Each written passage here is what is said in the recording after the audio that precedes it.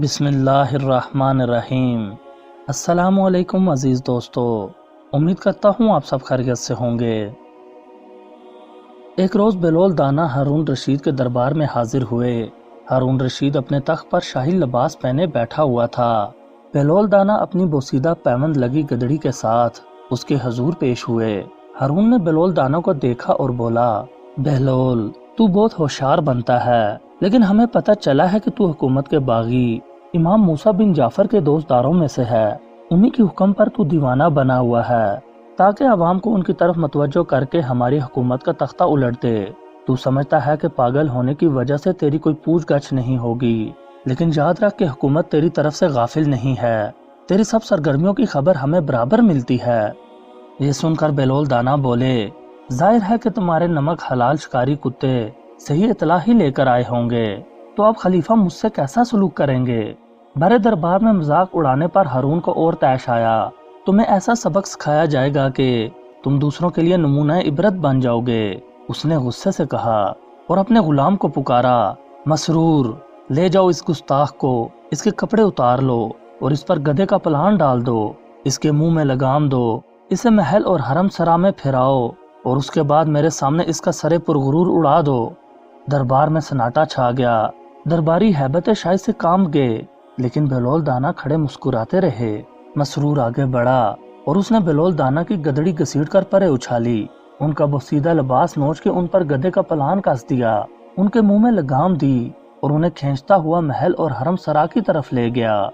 شاہی درباروں اور محل سراؤں میں انسانیت کی تذلیل روز کا معمول ہے۔ محل اور حرم سرا کے مکین انسانیت کی اس توہین کو تماشے کی طرح دیکھتے رہے۔ کسی نے سوچا کہ بلول دانا تو دیوانے ہیں، اس لیے سزا کے مستحق نہیں، لیکن جان کے خوف نے زبانوں کو بند کر رکھا تھا، کوئی کچھ نہ کہہ سکا۔ مسرور ان کی لگام کھینچتا ہوا انہیں دربار میں واپس لے آیا اور ہارون کے سامنے ادب سے جھک کر بولا، عالی جا، آپ کے حکم کی تعمیل ہوئی، کیا ان کی گردن اڑا دی جائے؟ ہارون نے ابھی جواب نہیں دیا تھا کہ اس کا وزیر جعفر برمکی دربار میں داخل ہوا۔ اس نے حیرت سے بلول دانا کی یہ حالت دیکھی اور بولا، بہلول خیریت تو ہے؟ ایسا کیا قصور ہو گیا تم سے جو یہ حالت بنی ہے؟ بلول دانا ہنسے اور بولے، یہ تو کچھ بھی نہیں، ابھی تو میری گردن بھی ماری جائے گی، مگر کس جرم میں؟ جعفر برمکی نے پوچھا۔ میں نے ایک سچی بات کہہ دی تھی، جس کے انعام میں خلیفہ نے مجھے یہ خلت فاخرہ عطا کی ہے اور جامع مرگ میرا انتظار کر رہا ہے۔ ہارون کو بے ساختہ ہنسی آ گئی۔ خلیفہ کو ہنستے دیکھ کر درباری اور جعفر برمکی جو اپنی ہنسی ضبط کر رہے تھے وہ بھی ہنس پڑے۔ ہارون کا غصہ کافور ہو گیا اور اس نے شاہی حکم جاری کیا، جیسی بہلول نے کہی ہے اسے ویسے ہی خلت فاخرہ عطا کی جائے۔ خلیفہ کے اس کرم کا شکریہ، مجھے اپنی پیون لگی گدڑی ہی غنیمت ہے۔ بلول دانا نے اپنی گدڑی شانے پر ڈال لی۔ بہلول کو درم و دینار عطا کیا جائیں۔ شاہی فرمان جاری ہوا، نہیں، مجھے اہل جہنم کی پیشانیوں اور پشتوں پر لگنے والی مہروں کی ضرورت نہیں۔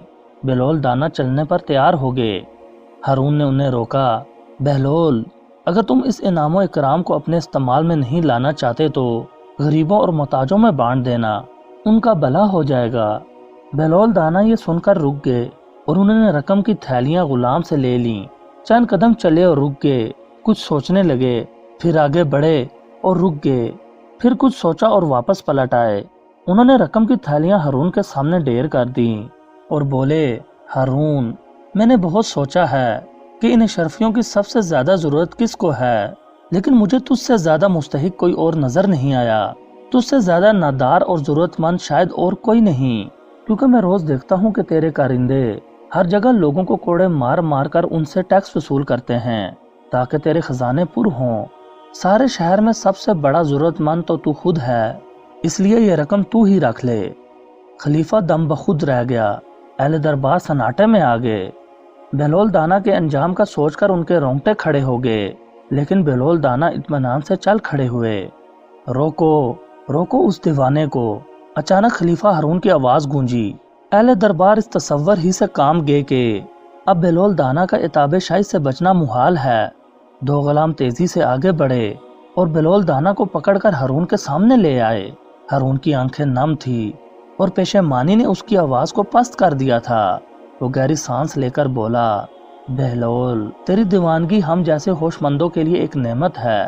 تیری اس بات نے میرے دل کو نرم کر دیا ہے۔ میرا جی چاہتا ہے کہ تجھ سے کچھ نصیحت کی فرمائش کروں۔ غلاموں نے فوراً ہی بہلول دانا کو چھوڑ دیا۔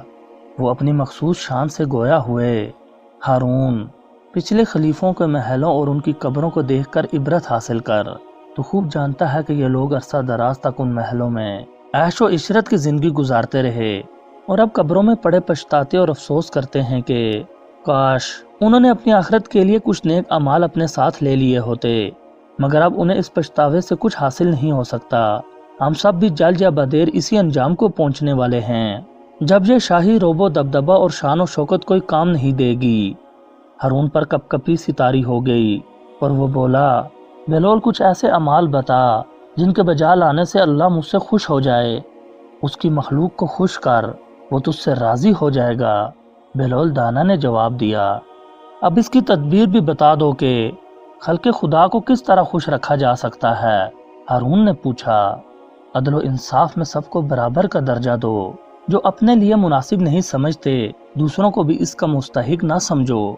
مظلوم کی فریاد توجہ سے سنو اور انصاف سے فیصلہ کرو۔ بہلول دانا نے بردباری سے کہا، آفرین صد آفرین، بہلول مرحبا، تم نے کیسی حق بات کہی ہے۔ ہارون نے توصیفی لہجے میں کہا۔ اس کی ہاں میں ہاں ملانے والے درباریوں نے بھی نعرہ ہائے تحسین بلند کیے۔ ہارون نے حکم شاہی جاری کیا۔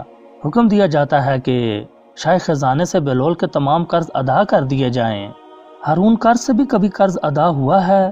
بہلول دانا نے اسے مخاطب کر کے کہا، شاہی خزانے میں جو کچھ ہے وہ عوام کا مال ہے اور خلیفہ پر قرض ہے۔ تمہارے لیے یہی مناسب ہے کہ عوام کا قرض انہیں لوٹا دو۔ مجھے تمہارا یہ احسان نہیں چاہیے۔ تو پھر بہلول، کوئی تو خواہش کرو، میں دل سے چاہتا ہوں کہ تمہاری کوئی آرزو پوری کروں۔ ہارون نے زور دے کر کہا، تو پھر میری خواہش اور آرزو یہی ہے کہ میری نصیحتوں پر عمل کرو، لیکن افسوس دنیا کی شان و شوکت اور اقتدار کا نشہ بہت جلد میری ان نصیحتوں کو فراموش کرا دے گا۔ یہ کہتے ہوئے وہ دربار سے باہر نکل گئے۔ ہارون اور اہل دربار جھکے ہوئے سروں کے ساتھ خاموش بیٹھے رہ گئے۔ دوستوں، امید کرتا ہوں یہ ویڈیو آپ کو پسند آئی ہوگی۔ مزید اچھی ویڈیوز دیکھنے کے لیے ہمارے چینل کو سبسکرائب کریں اور گھنٹی کا بٹن لازمی دبائیں۔ نیز ہماری حوصلہ افزائی کے لیے ویڈیو کو لائک اور شیئر ضرور کر دیا کریں۔ اگلی ویڈیو تک کے لیے مجھے دیجیے اجازت۔ اللہ نگہبان۔